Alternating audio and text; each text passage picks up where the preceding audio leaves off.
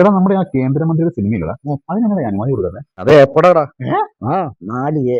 ഏ? ആ നാലെയോ? ആ ജെ കഴിഞ്ഞിട്ട് 1A, എന്ന് കഴിഞ്ഞിട്ട് വീണ്ടും 1A, പിന്നെ കേരള എന്നുള്ളതിന്റെ 2A, പിന്നെ സ്റ്റേറ്റിന്റെ 1A, മൊത്തം 5 ഉണ്ടടാ.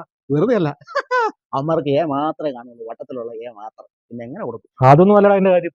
അതിന്റെയൊക്കെ പുറകില് പുണ്യ പുരാതന കഥകളുണ്ട്. അതുകൊണ്ടാണ് അവർക്ക് കൊടുക്കാത്തത്. ഇനി അകത്തോട്ട് കയറി വരുവാണെങ്കിൽ അതെങ്ങനെയാണ് ഞാൻ മനസ്സിലാക്കി തരാം. എങ്ങനെയെന്ന് വെച്ചാ ദേ ഇങ്ങനെ എന്റെ അളിയ ഇന്നത്തെ ദിവസം പോയടാ ചെസ് എന്റെ അടുത്ത് പെട്ടു. ബാ ബാ ബാ രണ്ടുപേരും വാ, ചെസ് കളി കൂടെ എങ്ങനെയാണ് ആ സംഭവം എന്ന് ഞാൻ മനസ്സിലാക്കി തരാം. ബാ ബാ ബാ വാന്നേ, കയറി വാ, സമയം കളയണ്ട. പെയിന്റ് അടി കഴിഞ്ഞ് വീട്ടിൽ പോയാൽ മതിയായിരുന്നു. ഈ ചെസ് കളിയിൽ എന്തൊക്കെ സംഭവങ്ങളുണ്ടെന്ന് നിങ്ങൾക്ക് അറിയോ? ബാ കയറി വാ, കയറി വന്നിരിക്കുക. ആ ഇതാര്? പാച്ചും ഗോപാലനും ഉണ്ടല്ലോ. സാറേ ചായ എടുക്കട്ടെ? ചായ ഒന്നും വേണ്ട കാര്യമേ, നിങ്ങളും കൂടെ ഇത് കേട്ട് മനസ്സിലാക്കുക. നിങ്ങൾ അപ്പുറം ഇപ്പുറം ഇരി. ഞാനിപ്പോ പറയാൻ പോകുന്നത് ദശരഥന്റെ യുദ്ധവും ജാനകിയുടെ ജനനവുമായിട്ട് ബന്ധപ്പെട്ടിട്ടുള്ള കാര്യങ്ങൾ ഈ ചതുരംഗത്തിൽ കൂടി നിങ്ങൾക്ക് പറഞ്ഞ് മനസ്സിലാക്കി തരാം. ജാനകിയമ്മ ഇവിടെ നിൽക്കണ്ട, ഇവിടെ നിൽക്കൂ, എന്നിട്ട് പറയണ കേൾക്കൂ.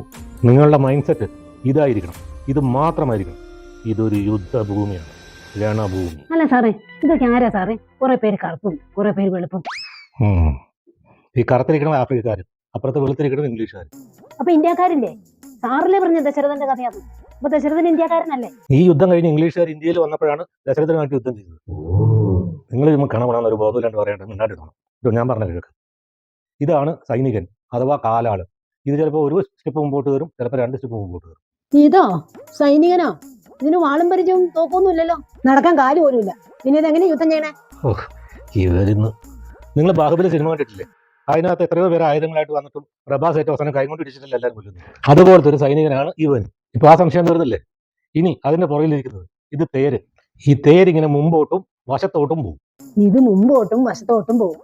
പിന്നെ ചക്രവും സ്റ്റിയറിംഗ് ഒന്നും ഇല്ലല്ലോ സാറേ. പിന്നെ ഇതെങ്ങനെയാ പോണേ?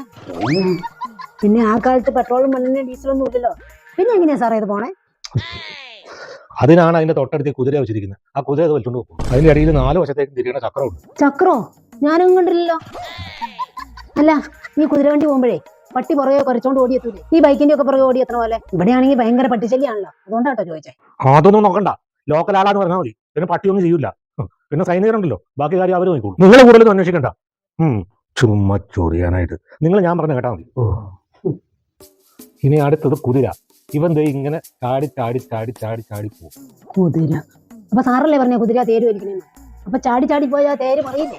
തേര് വലിക്കണ കുതിര വേറെ. തേര് ചിലപ്പോ കുതിര വലിക്കും, ചിലപ്പോൾ ആന വലിക്കും. നിങ്ങൾ ടി വിയിലൊക്കെ കണ്ടിട്ടില്ലേ? നിങ്ങൾ ഇവിടെ ശ്രദ്ധിക്കുക. അപ്പൊ ഈ കുതിര ഇങ്ങനെ ചാടി ചാടി ചാടി പോകും. അതെന്നാ പറഞ്ഞില്ല സാറേ ഈ പറയണേ? ചാടാനാണെങ്കിൽ തവളയല്ലല്ലോ ഇത്, കുതിരയല്ലേ? കുതിര നേരെ ഓടുകയല്ലേ ഉള്ളൂ. നിങ്ങൾ വെറുതെ ഡയലോഗ് അടിക്കാൻ മാത്രം പഠിച്ചിട്ട് കാര്യമില്ല. നിങ്ങൾ കുതിര ശ്രദ്ധിച്ചോ, ഇതിനൊരു കാലേ ഉള്ളൂ, മറ്റേ കാലം ഒടിഞ്ഞു പോയതാ. അതിന് ഒറ്റക്കാലെ കുത്തി തട്ടി പൊന്തി ചാടി പോകാനല്ലേ പറ്റുള്ളൂ. ഇത് എന്നാ യുദ്ധമാണ് സാറേ? ഈ ചട്ടുള്ള കുതിരയൊക്കെ വെക്കാണ്ട് നല്ല കുതിര വെച്ചാൽ വേഗം പടപടാന്ന് യുദ്ധം ചെയ്ത് പോകാൻ പാടില്ല വീട്ടില്. വെറുതെ ചെസ് കളി ഇങ്ങനെ നീണ്ടു പോണതേ. ഈ ചട്ടുള്ള കുതിരയും വെച്ചോണ്ടേ എപ്പ തീരാനത്? എടാ പൊട്ടന്മാരെ, അതാണ് യുദ്ധതന്ത്രം. നിങ്ങൾ വിക്ര സിനിമ കണ്ടിട്ടില്ലേ? എടാ കമലാസന്റെ പുതിയ വിക്ര സിനിമ, അതിൽ പൊക്കം നിറഞ്ഞ ഒരുത്തനാണ് എല്ലാവരുടെയും കാലിന്റെ കുതിരഞ്ഞരമ്പ് കണ്ടിച്ചു കളയുന്നത്. അതുപോലെയാണ് ഈ കുതിരയുടെ കാര്യം. പിന്നെ അത് മാത്രമല്ല, റൊട്ടേഷൻ അനുസരിച്ചുകൊണ്ട് ഈ പോസ്റ്റ് അവർക്കുള്ള. നിങ്ങൾ ഗെയിമിൽ ശ്രദ്ധിക്കുക. ആ സിനിമയുടെ പേര് എന്താണ് കൊടുക്കാത്തത് നിങ്ങൾക്ക് അറിയണ്ടേ? അത് വേണം സാറേ, പക്ഷെ ഈ കാലൊടിഞ്ഞ കുതിര അത് വേണ്ട സാറേ. വേണ്ടെങ്കിൽ വേണ്ട, നമുക്ക് അടുത്തത് നോക്കാം. ഇത് ആന. ആന ദേ ഇങ്ങനെയും പോവും ഇങ്ങനെയും പോവും, നേരെ പോകില്ല, ചെരിഞ്ഞു മാത്രം പോകും. അല്ല സാറേ, സാറിപ്പോ നേരത്തെ പറഞ്ഞ ആനയും കുതിരയും തേര് വലിക്കുന്നല്ലേ പറഞ്ഞു? അപ്പൊ ഈ ആന തേര് വലിക്കൂലേ? അത് വേറെ ആന, ഇത് വേറെ ആന.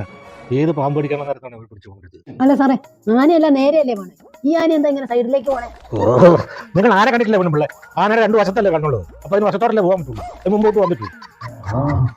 സാറേ പക്ഷെ ഈ ആനയ്ക്ക് തുമ്പിക്കൈയില്ലല്ലോ സാറേ? തുമ്പിക്കൈ ആന ചുരുട്ടി വെച്ചേക്കോ.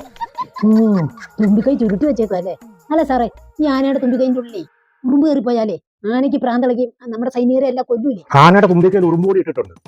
അതുകൂടാണ്ട് സൈനികർക്ക് ഇൻഷുറൻസും ഉണ്ട്. അവരുടെ കാര്യം അവർ നോക്കി. അതാണ് അവരെ സൈന്യത്തിൽ എടുക്കുമ്പോഴുള്ള കോൺട്രാക്ട്.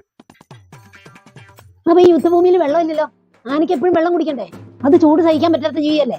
കറുത്ത ആന വെളുത്ത കളം കിണറാന്ന് വിചാരിച്ചു, വെളുത്ത ആന കറുത്ത കളം കിണറാന്ന് വിചാരിച്ചു. അപ്പൊ ആനയ്ക്ക് കളർ ബ്ലൈൻഡ്നെസ് ഉണ്ടെങ്കിലോ? മണ്ടി പെണ്ണുമ്പിള്ളേ, ഇതിനകത്ത് കളർ ഇല്ലല്ലോ, ബ്ലാക്ക് ആൻഡ് വൈറ്റ് അല്ലേ?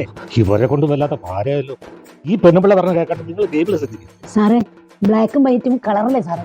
അപ്പൊ കളർ ബ്ലൈൻഡ്നെസ് അതിനും ബാധകല്ലേ? അതിന് ഞങ്ങൾ നേരത്തെ വെറ്റിനറി ഡോക്ടറെ സർട്ടിഫിക്കറ്റ് വാങ്ങിച്ചു. ഈ മെഡിക്കൽ സർട്ടിഫിക്കറ്റ് ഒക്കെ പ്രഹസനല്ലേ സാറേ? പൈസ കൊടുത്ത സർട്ടിഫിക്കറ്റ് കിട്ടൂലേ? അപ്പൊ ഇത് ആസാമിലെ ബംഗാളിലോ ഉള്ള സർക്കസ് മോഴ ആനയായിരിക്കും. അപ്പൊ യുദ്ധത്തിന്റെ സമയത്തെ ജംബോ സർക്കസിൽ ആന നിൽക്കണ പോലെ ഇങ്ങനെ അങ്ങോട്ട് നിൽക്കും. ഇതെന്നാ ഉടായിപ്പ് യുദ്ധഭൂമിയാ സാറേ. നിങ്ങൾക്ക് മിണ്ടാട്ടില്ല പെണ്ണുമ്പിള്ളേ. നിങ്ങൾ ഗെയിമിൽ ശ്രദ്ധിക്കുക. നിങ്ങൾക്ക് ജാനകിയുടെ കഥ അറിയണ്ടേ? ഇത് റാണി. റാണിയോ? ഇതോ? ഇതിനൊരു വർക്കത്തും ഇല്ലല്ലോ. കമ്മലും ഇല്ല, മാലയില്ല, വളയില്ല, ഒന്നുമില്ല. ഒരുമാതിരി ദാരിദ്ര്യം പിടിച്ച് കഞ്ഞി കുടിക്കാൻ വകയില്ലാത്ത പോലെ. അതിനൊരു ഇന്ത്യൻ റാണി അല്ല, പേർഷ്യൻ റാണിയാ. അവർ ഈ സാധനങ്ങളൊന്നും ഇടാറില്ല. പേർഷ്യൻ റാണിയോ? അപ്പൊ സാറല്ലേ പറഞ്ഞത് ദശരഥന്റെ യുദ്ധാന്ന്? ഇതിലെങ്ങനെ ഫോറിൻകാരി വന്നേ? അതല്ലേ പെണ്ണുമ്പിള്ളേ ആദ്യം പറഞ്ഞത് ഇത് ഇംഗ്ലീഷുകാരും ആഫ്രിക്കക്കാരുമാണ്. സാറേ, ഇത് ദശരഥന്റെ യുദ്ധമല്ലേ? അപ്പൊ ഈ റാണി കൈകേയി അല്ലേ? പിന്നെ എങ്ങനെയാ ഇത് ആഫ്രിക്കക്കാരിയാവണം? കൈകേയി അല്ല, നിങ്ങൾ എന്റെ കയ്യിൽ നിന്ന് മേടിക്കും. ഓ, നിങ്ങൾ ഗെയിം ശ്രദ്ധിക്കുക. ഇതാണ് റാണി. ഈ റാണിയാണ് രാജാവിനെ സംരക്ഷിക്കുന്നത്. ഈ റാണിയുടെ സംരക്ഷണയിലാണ് രാജാവ് എപ്പോഴും ഉള്ളത്. അതുകൊണ്ട് റാണിയാണ് താരം. അയ്യേ, അപ്പൊ ഈ രാജാവ് അച്ചിക്കൊന്തനല്ലേ? അയ്യേ. എടാ മക്കളെ, യുദ്ധം തോറ്റാലേ ഈ റാണി രാജാവിനെ ഡൈവോഴ്സ് ചെയ്യില്ലേ? നിങ്ങളത് മിണ്ടാട്ടിരിക്കും പെണ്ണുമ്പിള്ളേ. നിങ്ങൾ ഇവിടെ നോക്കടാ. ഈ റാണിക്ക് ആരെ വേണേലും വെട്ടാം, എങ്ങനെ വേണേലും വെട്ടാം. അപ്പൊ ഈ റാണി മലയാളിയാ? ആരുടെ നേരെ വേണമെങ്കിലും ആരോപണം ഉന്നയിച്ചേ അവരെ ഇല്ലാണ്ടാക്കാൻ നോക്കും.